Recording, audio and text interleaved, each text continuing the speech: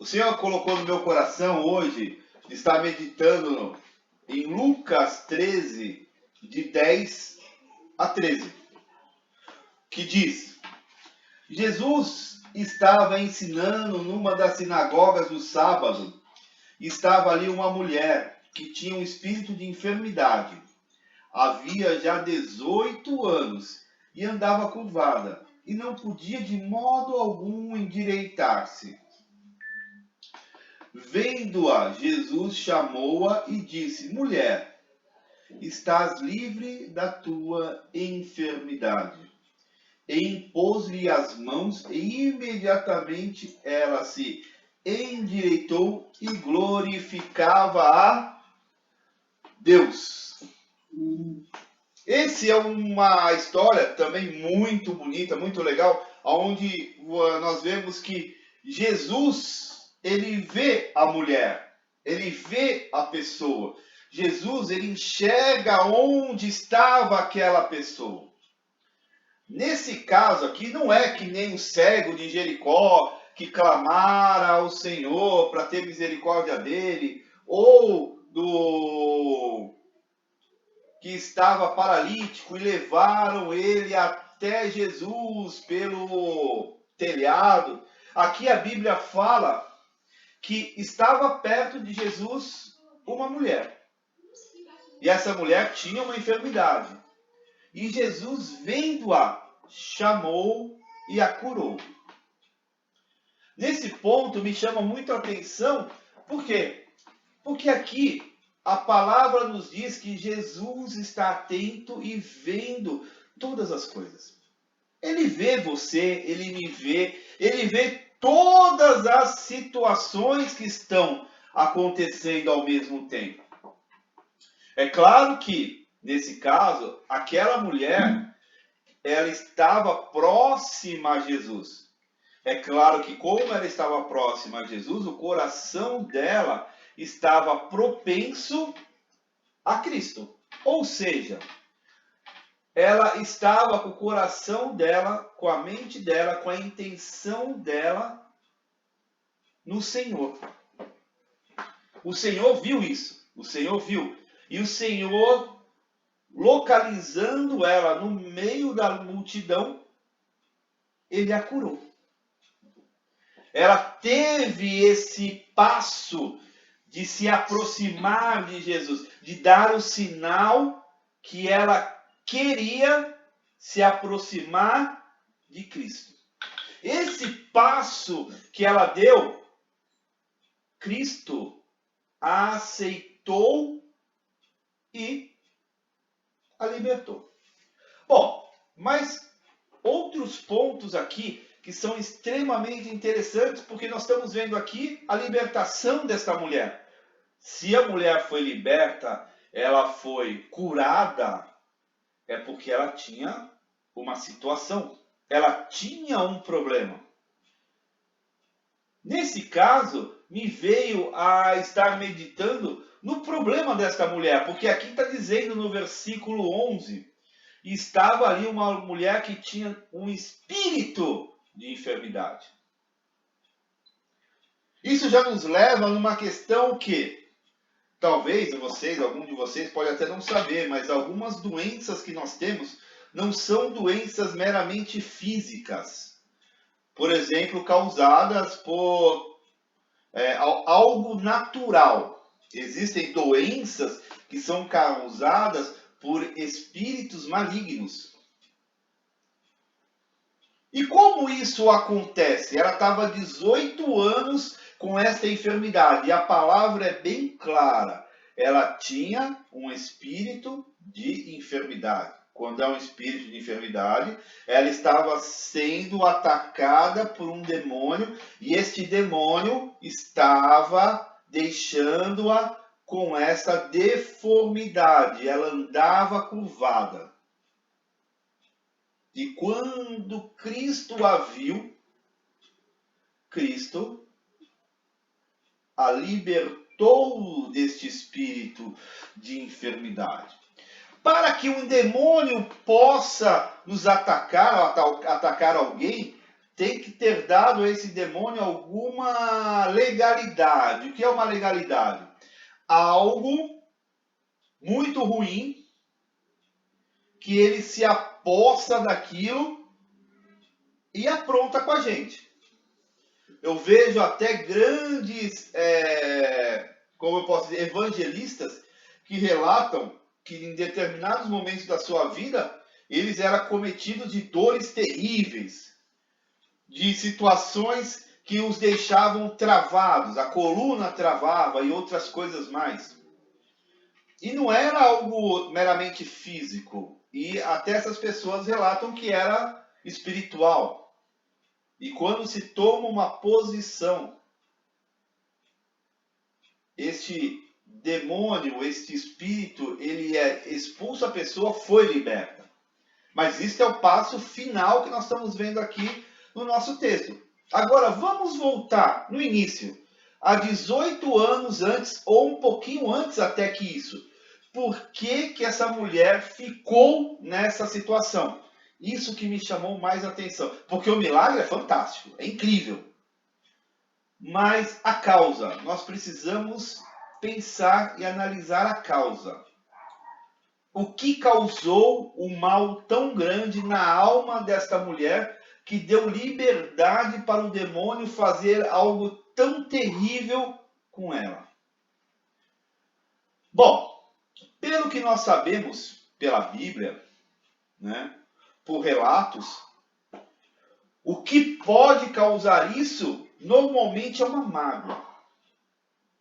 Alguém que te magoou de uma forma fantástica, uma forma terrível, uma forma assim que foi bem profundo na pessoa, dá isso uma ferida gigantesca dentro da pessoa, que a pessoa fica muitas vezes até amargurada.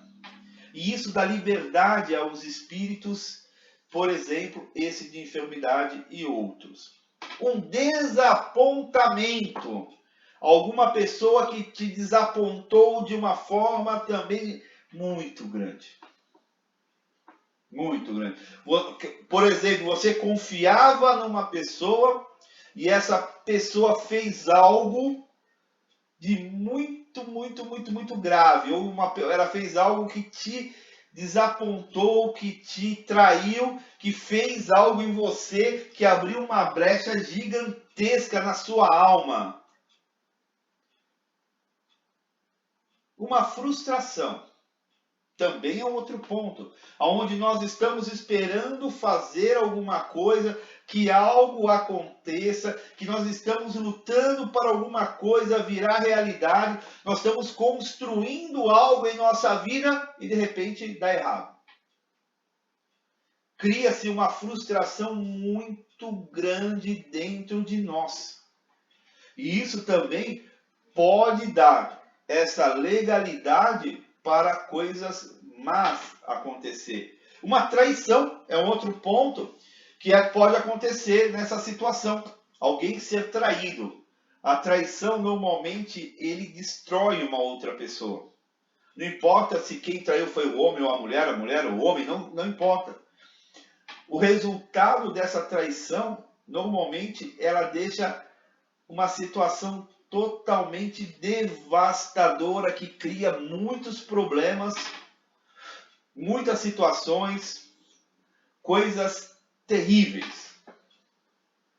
Um perdão que gera tudo isso que eu falei, o problema todo está no perdão não liberado.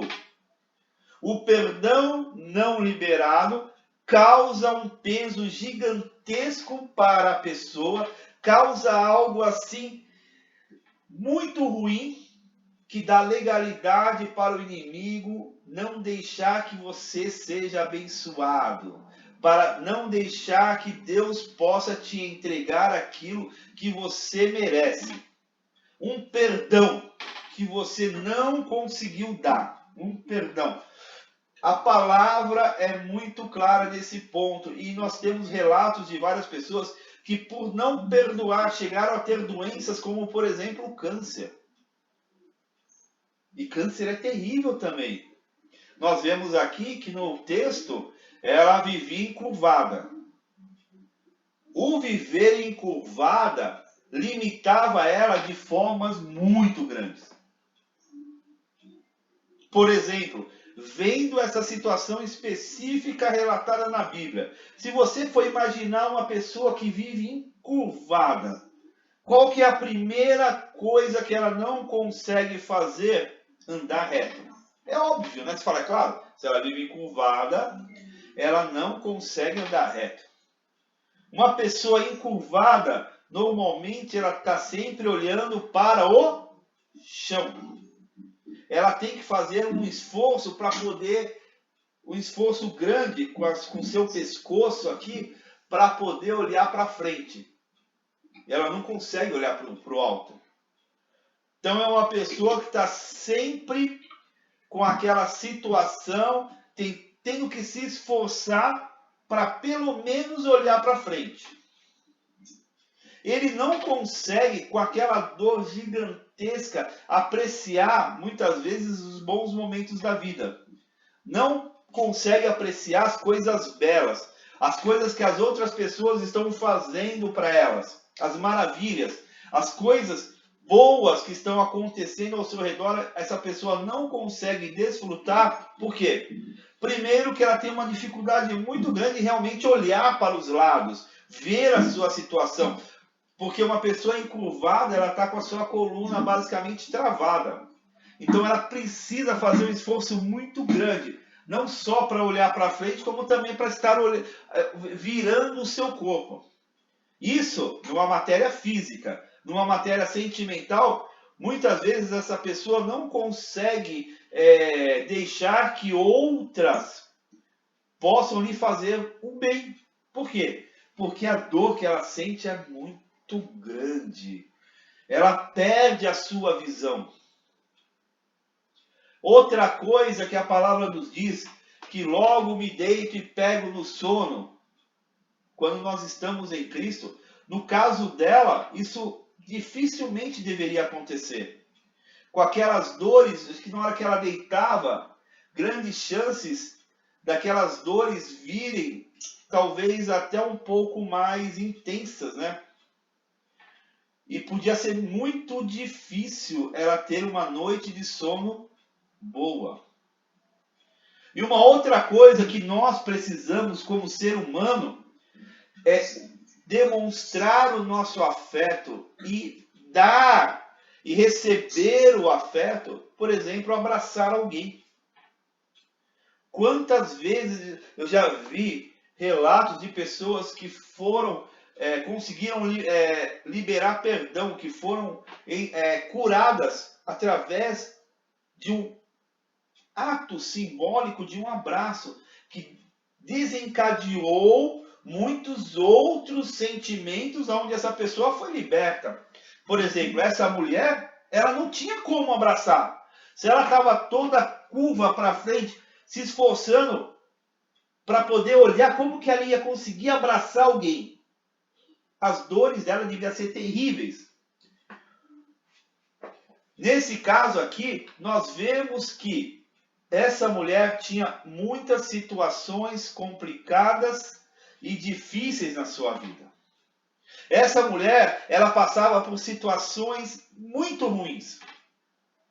E não era físico puramente. Ela tinha no seu físico, ela sentia as suas dores. Mas a palavra já diz que era um espírito de enfermidade. E se era um espírito de enfermidade, o problema dela não era físico.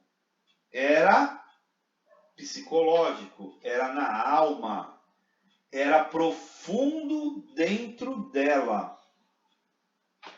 A palavra nos diz claramente aqui que era uma coisa, simbolicamente, que ela não podia fazer. Que é, o Salmos 121, 1 fala assim, ó.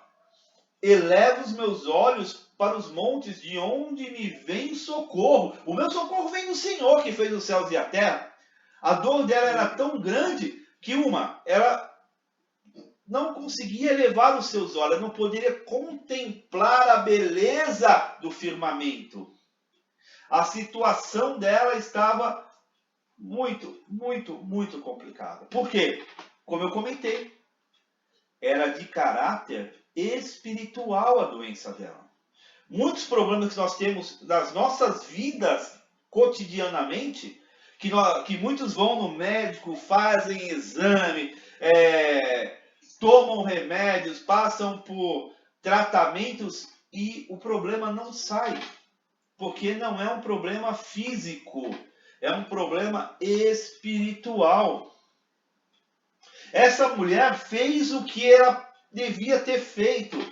E que lá em Mateus 11:28 é dito que: vinde a mim, todos que estáis cansados e oprimidos, e eu os aliviarei. Foi o que aconteceu com essa mulher. Ela estava cansada, estava oprimida pelo demônio, pelo espírito de enfermidade. Cansada daquela situação. Cansada porque, como eu comentei, dificilmente ela conseguiria dormir uma noite de sono. Ela estava há 18 anos numa situação completamente catastrófica. E ela fez exatamente isso que Mateus nos diz. Ela vai até Jesus. Vinde a mim. Ela foi até Jesus. E Jesus a aliviou. Jesus a libertou. Libertando ela, Jesus a curou. Nesse caso, nós podemos afirmar que Jesus já me curou e Ele já te curou. A palavra de vitória para as nossas vidas já foi dada, já foi declarada, proclamada lá na cruz do Calvário com Cristo Jesus. E um versículo que me veio à minha mente muito claro, é o 1 Pedro 2:24, que ele afirma, levando ele, quem é ele? Jesus. Levando ele mesmo em seu corpo os nossos pecados. Bom, na primeira parte deste versículo, a palavra já diz que Jesus levou os nossos pecados, os meus pecados e os seus pecados. Não há mais acusadores para nós. Nós temos que tomar posse desta palavra. Nós temos que aceitar a Jesus como sendo o nosso único Senhor e Salvador, entregar a nossa vida a Ele e fazer este versículo ser verdade em nossas vidas. Porque aqui ele está dizendo bem claro que Jesus levou em seu corpo os nossos pecados sobre o madeiro. O que é o madeiro? A cruz. Jesus, quando foi crucificado, ele levou todos os nossos pecados. Ah, mas eu peco todos os dias. Sim. Por exemplo, aquele que diz, a palavra é clara, que não peca, chama a Deus de mentiroso. Porque nós temos a nossa natureza pecaminosa. Nós podemos passar o dia inteiro falando, hoje eu não vou pecar, hoje eu não vou pecar, mas a nossa natureza vai fazer a gente pecar de alguma forma. Mas Deus sabe, aquele pecado que é circunstancial, que é espontâneo, ou aquele pecado que é premeditado. O que nós não podemos é pecar premeditadamente. Eu acordo de manhã e falo, eu vou fazer isso, eu vou fazer aquilo, eu vou fazer aquilo outro. Eu estou premeditando o meu pecado. Aí, o que é premeditar o meu pecado? Olha, hoje eu vou sair com aquela menina, ou a menina vai falar, eu vou sair com aquele cara, eu vou fazer isso, eu vou fazer aquilo. Ah, vão me perguntar sobre essa situação, eu vou mentir dessa forma. Ah, o que aconteceu? Eu vou esconder aquilo. Ou seja, não importa a situação que você esteja, se você já está maquinando mal antes dele acontecer, você está premeditando o seu pecado. Mas se acontecer na hora, alguém perguntar para mim, eu devia ter dito sim, e naquela situação eu disse não, mas eu pequei. Deus sabe que aquilo foi algo que não devia ter acontecido. Aconteceu. Você vai pedir perdão, o Senhor vai te perdoar. E na hora que você puder, você fala com aquela pessoa que você deu aquela resposta errada, e fala assim, me perdoa, me desculpa. a situação é essa e eu acabei naquele momento falando outra coisa. Essa é a nossa atitude. Nós podemos até pecar, mas nós não devemos permanecer no pecado. Assim que nós entendermos que nós pecamos, nós temos que primeiro pedir perdão a Deus, nos consertar com quem nós erramos e qualquer coisa que esteja nos impedindo de receber a nossa bênção será retirada. O pecado, ele já foi destroçado na cruz. Nós não temos mais acusadores. Então nós podemos diariamente pedir perdão para os nossos pecados. Ah, mas eu vou todo dia pedir perdão para Deus pelos nossos pecados? Ah, mas eu pequei hoje, eu pequei ontem, eu pequei antes. Sim, amanhã você vai pecar. Mas Cristo está aí para nos perdoar a cada instante. Nós podemos sim, devemos pedir perdão. Senhor, eu pequei, eu sou um pecador, me perdoa, não tive intenção. Senhor, o Senhor vai te perdoar, porque a palavra de Deus diz lá em Salmos que Deus, Ele é fiel, Deus, Ele é misericordioso, Ele tem um grande amor de si mesmo. E esse amor que Ele tem de si próprio, Ele é fiel para perdoar os seus pecados e não se lembrar mais deles. A palavra de Deus é clara quando Ele fala que Ele perdoa os pecados e não se lembra. Pô, mas eu fiz isso, eu fiz aquilo outro. Pediu perdão para Deus? Deus te perdoou, então Ele não vai mais se lembrar.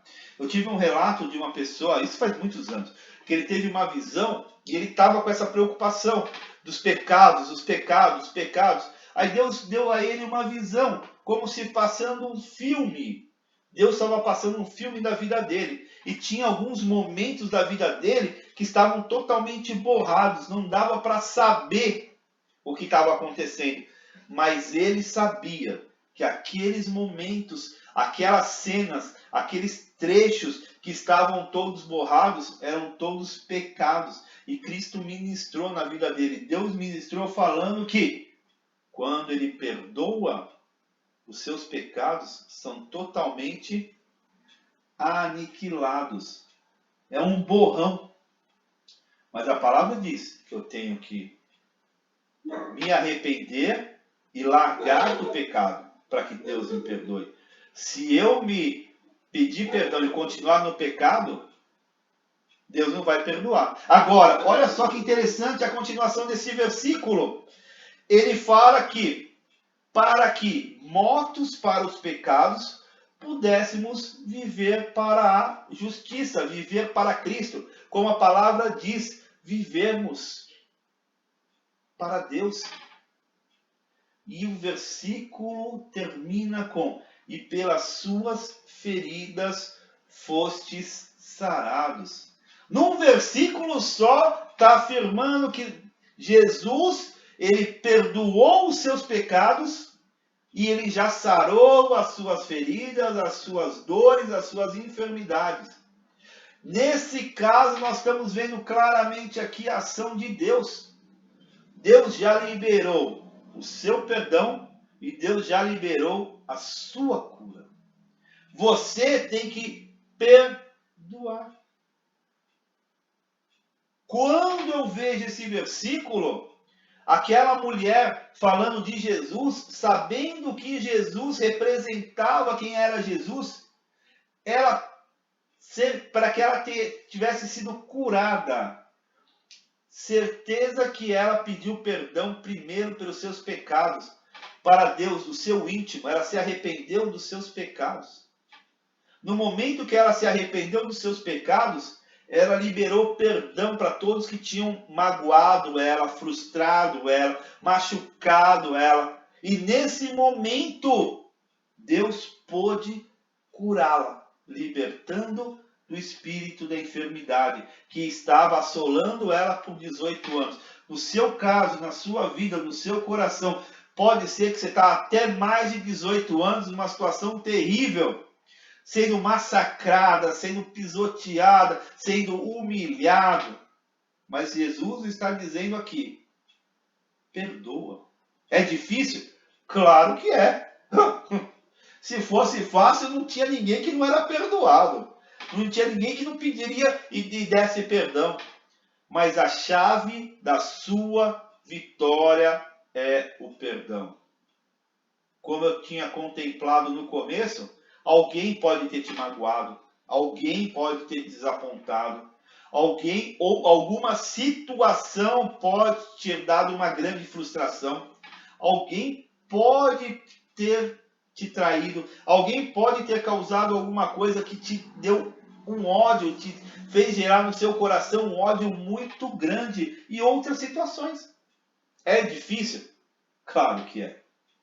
Mas em Cristo Jesus, tendo fé e andando com Ele, Ele nos diz para que nós estejamos liberando o perdão. E com a liberação do nosso perdão, as nossas bênçãos são automaticamente liberadas.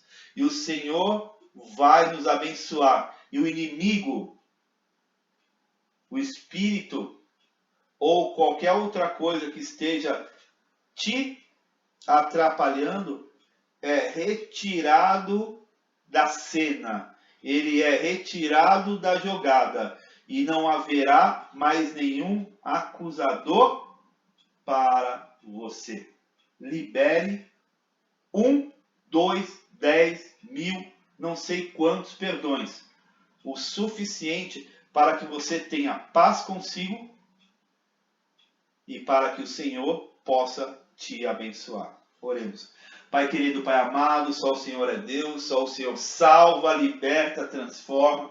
Só o Senhor faz o milagre acontecer, meu Deus. Eu coloco, Pai, cada vida no teu altar, Pai, cada vida, Senhor, nas tuas mãos, Pai, esteja transformando, libertando, curando, salvando de uma maneira sobrenatural, Pai.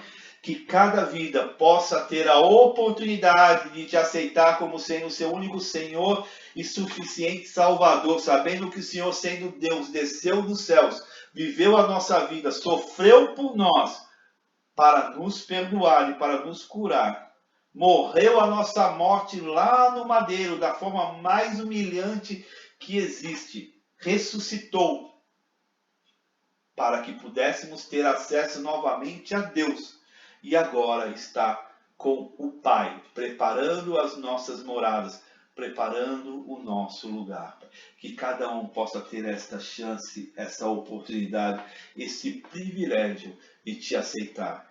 E que o Senhor possa ministrar em cada vida, em cada coração, liberando, Pai, o teu amor, a tua graça, a tua misericórdia, que cada um possa liberar um ou muitos perdões que são necessários para a sua vitória, para a sua conquista, para que o Senhor seja pleno e amplo na vida de cada um, Pai. Nós já te agradecemos, Pai, e te pedimos, Pai, em nome de Jesus. Amém. Glória a Deus. Amém.